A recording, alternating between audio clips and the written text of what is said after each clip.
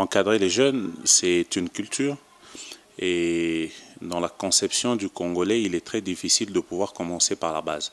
Parce que la jeunesse, aujourd'hui, elle est la base dans le développement du pays à tous les niveaux. Que ce soit dans la politique, que ce soit dans l'économie, que ce soit dans le social. Quand vous avez une base que vous avez préparée pour essayer de remplacer ceux qui sont déjà à la gestion de la chose, et vous allez voir qu'il y aura une continuité.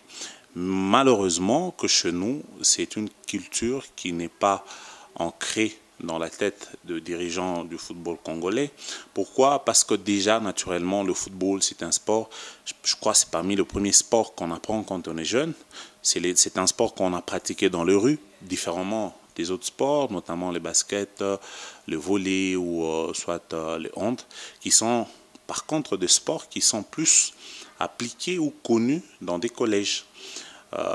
Il est très rare que vous voyez un enfant qui n'a pas étudié, qui n'a pas connu le haut niveau mentalement, pratiquer les baskets. Les baskets, c'est des sports, quand vous allez dans des écoles sûrement catholiques, où il y a pratiquement tous les encadreurs de sport dans tous les domaines, que vous allez trouver qu'il y a des terrains partout, un terrain de foot, un terrain de basket. Quand vous voyez Salama, Kitumaini, Imara, tout ça, c'est des collèges en fait qui constituent notamment, qui ont en fait constitué à la base une conception de pouvoir encadrer la jeunesse du côté sport. Mais maintenant, le foot,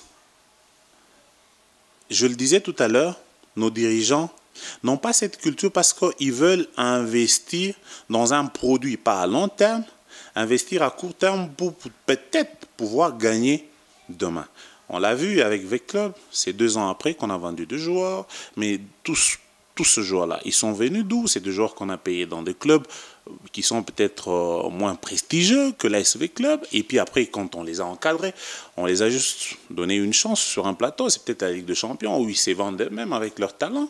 Ils ont été peut-être encadrés par une tierce personne, mais ils ont profité de ce prestige-là de pouvoir jouer dans des clubs qui sont déjà connus et qui ont la notoriété.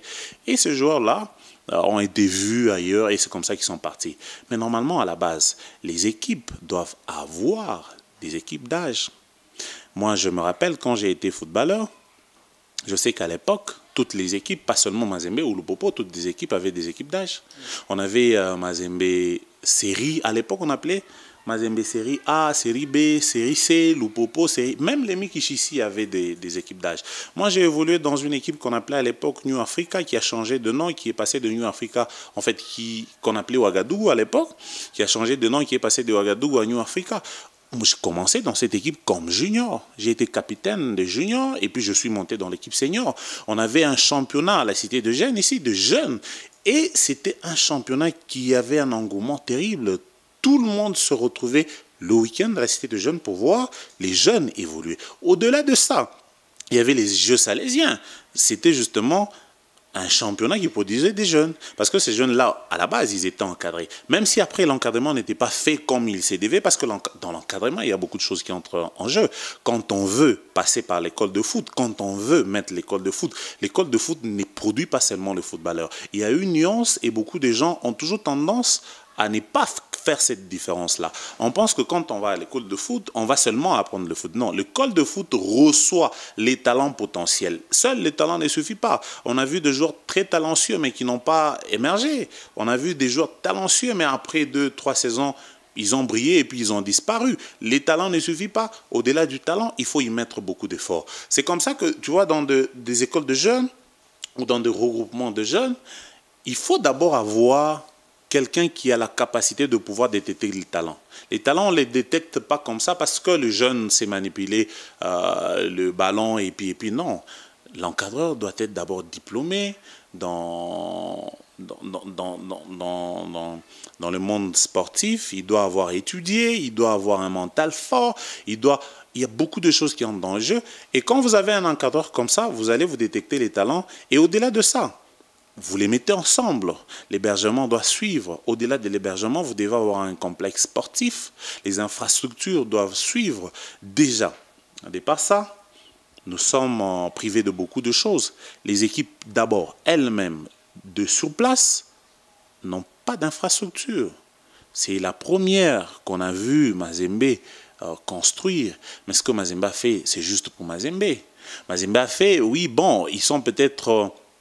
pas en partenariat. Mazembe a peut-être une pépinière aujourd'hui qui est connue de tous, Don Bosco, il y a KFA, mais il faut faire une distinction. KFA n'est pas Mazembe. KFA, c'est KFA. École de foot, Ecofoot Katumbi n'est pas Mazembe. Ecofoot Katumbi, c'est Ecofoot Katumbi distinctement de KFA, distinctement de Don Bosco, d'ailleurs qui est une équipe de prêtres plutôt, distinctement de Mazembe. Normalement, Mazembe devrait avoir des équipes d'âge.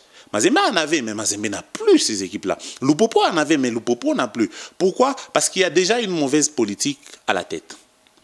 À la tête, je veux parler de la Fédération congolaise de football association, qui est l'entité qui est en train de gérer le football, parce que c'est la FECOFA qui lègue en fait le pouvoir à la Ligue nationale de football de pouvoir organiser les championnats. La Ligue nationale ne fait que organiser les championnats d'élite de la RDC. Mais en fait, c'est la FECOFA qui gère le football. Quelle est la politique que la FECOFA a déjà mis sur pied pour pouvoir organiser un championnat de jeunes? Oui, on va dire qu'au niveau de province, on n'encadre pas les jeunes. Oui, c'est bien beau. Ces équipes-là, pourquoi ces équipes ont disparu? Parce que ce sont des équipes qui existaient. Les Mikishi nous ont produit des Kanoké dans l'équipe nationale. Vous allez vous rappeler, en 1997, moi j'ai suivi cette Coupe d'Afrique où la RDC a été 3e avec le feu Watonda Yolo. Il y avait des joueurs qui venaient de Lubumbashi. Et pas seulement dans Mazembe. Il y avait Kanokeno, aujourd'hui, qui est là, c'est une fierté de la RDC, mais qui est venu des Mikishi, s'il vous plaît. Mikishi, moi je pense que l'État congolais n'est qu'un organe qui accompagne. En fait, l'État, c'est une institution qui accompagne cet organe qui est la fédération. Au-delà de tout, tout doit d'abord être étudié au sein de la fédération congolaise avant d'aller proposer à l'État. Parce que la FECOFA, c'est la FECOFA en matière de football. Au-delà du ministère, c'est la FECOFA qui représente quand même l'État via les ministères nationaux de sport. C'est-à-dire que la FECOFA doit avoir des idées, doit se faire entourer des bonnes personnes, des personnes qui réfléchissent pour l'intérêt général, pas pour l'intérêt de ces gens-là, qui réfléchissent pour l'intérêt de tout le monde, pour l'intérêt de ces jeunes-là, parce que la jeunesse, c'est les socles même du football. Si aujourd'hui on est en train de peiner, c'est parce qu'on n'a pas une base. On est en train d'aller chercher les joueurs ailleurs, c'est parce qu'on n'a pas une base. L'équipe nationale de Côte d'Ivoire, tous ces joueurs qui sont partis en Europe, c'est des joueurs qui ont évolué en partie, qui sont venus de la SEC Mimosa. De la SEC Mimosa, les centres de formation d'ASEC.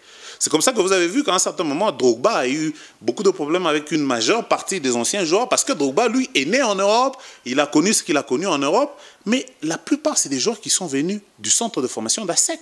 Pourquoi je dis ça? C'est la fédération qui doit concevoir, c'est la fédération qui doit mettre des idées à aller proposer au ministère et les ministères, via évidemment la FECOFA, va transmettre à qui de droit, peut-être les présidents de la République. Mais le problème dans tout ça, c'est les mois, les mois, le mois. Au lieu de nous, on parle de mois. Les ministères, quand il va proposer, l'argent va sortir, le ministre va couper, ça va redescendre au niveau de la fédération. Ils vont couper, après ça descend au niveau de la Ligue. Mêmement, et puis, que voulez-vous? Parce que déjà, l'encadrement de la jeunesse demande beaucoup d'argent. La jeunesse, qu'est-ce qu'elle produit? La jeunesse est un investissement à long terme. Quand on investit dans la jeunesse, c'est comme qui dirait, on met de l'argent dans une affaire, mais on se dit qu'on ne bouffe pas après 2-3 ans. Quand on investit dans un joueur, on attend les résultats après 10 ans. Je vais prendre les cas de joueurs comme Poutou. Je parle de cet investissement-là. Moïse avait investi dans Mazembe depuis 2000, les années 98, 96, ça commençait à boiter 2000, 2002. Mazembe a quand même commencé à connaître les demi-finales de la Ligue des Champions. Et en 2003, on a connu l'avènement de l'Mpoutou, les autres, les Kidiaba, Kassoussoula. Mais ces gens-là ont gagné la Ligue des Champions après combien d'années? C'est en 2009 qu'ils ont gagné la Ligue des Champions pour la première fois. Pour ne pas parler de l'autre décennie. C'est-à-dire que c'était un investissement à long terme. Il fallait attendre les résultats à long terme. C'est ça qui nous fait mal. Nous, on est impatients. On est impatients. On veut bouffer demain. Or, quand vous investissez dans un joueur qui a 11 ans aujourd'hui, attendez peut-être 5 ans pour pouvoir bouffer. C'est ça le mal. Et même dans ce cas-là, il évolue. Dans quelles conditions? Vous l'encadrez comment? Quelles sont les infrastructures dans lesquelles il s'entraîne? On n'en a pas assez. Même KFA, qui est en fait l'école de foot de Moïse Katumbi, n'a pas les infrastructures qu'il faut. Voyagez seulement, Marc, vous allez voir qu'ici on nous trompe. Allez seulement voir par exemple le centre de formation de Sous-Passeport. Dieu merci, j'ai eu la chance de voir ce centre de formation. Rien que Sous-Passeport, qui n'est pas la grande équipe en Afrique du Sud. Parce qu'en Afrique du Sud, on parle de Roland Payet, on parle de Mamelodi Sundowns, qui a Motsepe, qui est un multimillionnaire qui est à la tête de cette équipe. C'est une équipe qui a beaucoup d'argent. Mais quand vous regardez nos infrastructures, C'est pourquoi on dit que des fois, les résultats de nos clubs, c'est l'arbre qui cache un peu la forêt. On pense que, non, normalement, on injecte plus d'argent dans le football de jeunes pour préparer le football senior à long terme. Mais c'est ça qu'on ne fait pas. C'est ça qu'on ne fait pas. On n'a pas les entraîneurs qu'il faut, on n'a pas les préparateurs physiques qu'il faut, on n'a pas les dirigeants surtout qu'il faut, parce que c'est dans les dirigeants qu'on voit les sérieux. Eh bien, même si les dirigeants viennent, ils vont mettre l'argent. Mais après, ils vont mettre l'argent, qu'est-ce qu'ils vont gagner? Tous ces champions qu'on a ici, je vais prendre le cas de Football Club Mounana, qui a été champion des jeunes, vous vous rappelez? Oui. Ils sont allés jouer où?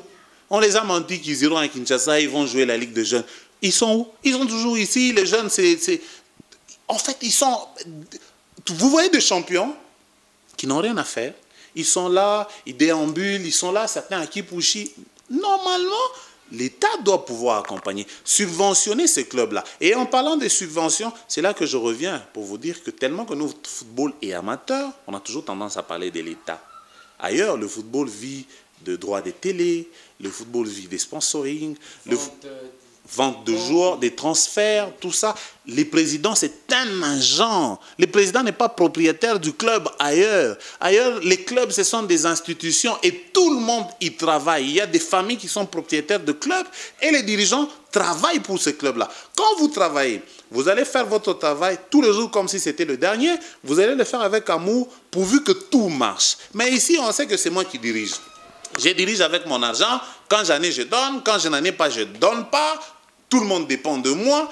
Et c'est la logique qu'il faudrait bannir. Mais les circonstances aussi ne nous permettent pas, parce que nous sommes tellement amateurs qu'il faut des années pour arriver là où la France est arrivée. Aujourd'hui, la France, peut-être, c'est le 5e championnat, 5e grand championnat au monde. Mais en première ligue, le dernier de la première ligue a beaucoup d'argent que les premiers de la Ligue 1, ça vous le savez. Parce qu'en Angleterre aujourd'hui, le football, c'est du business. D'ailleurs, en parlant de l'organisation du football en République démocratique du Congo, j'espère que vous êtes au parfum des... que moi j'appelle une série novelas entre le président Ernest Mwamba de la LIFCAT, ou la Ligue provinciale de football du Katanga, et la commission qui dirige Bosco Mou, c'est la commission de la Ligue de football, la Ligue nationale de football en RD Congo. Et le problème se situe au niveau de la montée et la relégation des équipes de la Ligue 2. Cherchez à savoir c'est quoi le problème entre les deux ligues. Je ne saurais pas trop répondre, parce que des fois, il y a des antécédents que nous ne maîtrisons pas. Mais ce qui est difficile à comprendre, c'est que au-delà de tout, en province, c'est quand même la Ligue provinciale qui gère le football. C'est vrai que la Ligue provinciale n'a pas à imposer des règlements, parce que tout est bien déterminé par les statuts qui gèrent ces entités-là. La Ligue nationale de football est quand même la Ligue provinciale de football, parce qu'on parle du Katanga, parce qu'on parle d'Ernest Mwamba, on parle évidemment du Katanga. Je pense que doit quand même, à un certain moment, beaucoup de choses à la Ligue nationale qui gère en fait toutes les entités au niveau national. Parce qu'aujourd'hui, on ne va pas parler d'une Ligue du Katanga indépendante. Elle est justement dépendante de celle nationale. Elle est justement dépendante de cette commission qui gère le football au niveau national. Mais quand quelqu'un essaye de détecter ce qui ne va pas dans le but de pouvoir améliorer les conditions, pourquoi on va vouloir le traiter de tous les mots? Je crois que j'ai beaucoup de respect envers Ernest Mwamba, que je connais très bien. Je sais que c'est un homme intègre. Je sais qu'il mérite quand même beaucoup de respect pour tout ce qu'il a fait pour le football. Il n'est pas dans le football aujourd'hui. Et je pense qu'il est quand même un peu difficile qu'il essaye de taper à côté. C'est juste un vœu émis, parce que les choses doivent quand même redevenir en ordre. Moi, je me rappelle quand on a joué, il n'y avait pas toutes ces ligues ici. On savait qu'il y avait seulement la Ligue nationale et toutes les équipes participaient à tous les championnats. À l'époque, les grands clubs qu'on appelle aujourd'hui grands clubs, ou entre guillemets les clubs viables et fiables, ces mêmes clubs participaient à l'entente de football, ces mêmes clubs participaient au championnat provincial, ces mêmes clubs jouaient les préliminaires de la Coupe du Congo, et à tous les niveaux et toutes les étapes, ces mêmes clubs s'est qualifié, chercher la qualification pour la Ligue nationale, même si en fait c'était les mêmes qui revenaient. Ça créait la compétitivité. Mais aujourd'hui, avec tout ce qu'on nous a amené, formule en formule, Ligue 1, ça et là, on a créé la Ligue 2. Et puis le football, parce qu'on était en train de parler de jeunes ici, et puis le football de jeunes, les ententes, elles vivent comment?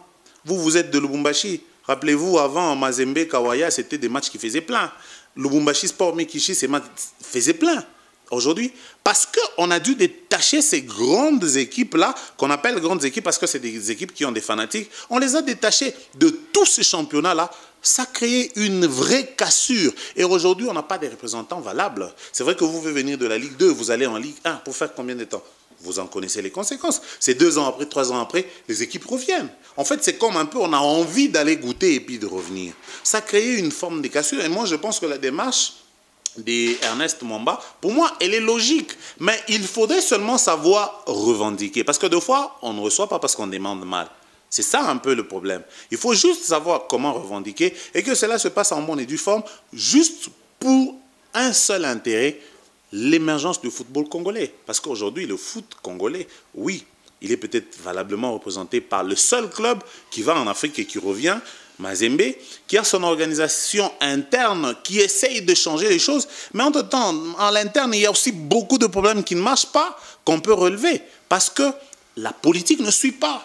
La politique ne suit pas. L'argent, oui, c'est bien, mais l'argent ne suffit pas. L'argent doit être canalisé à bon escient pour qu'en fait, tout marche. Il y a des équipes ailleurs qui sont très bien organisées, mais qui ne jouent pas pour les titres. En Afrique du Sud, jadis, les clubs allaient en Ligue de Champions par plaisir. Parce qu'après, au fini, c'était 1,5 million.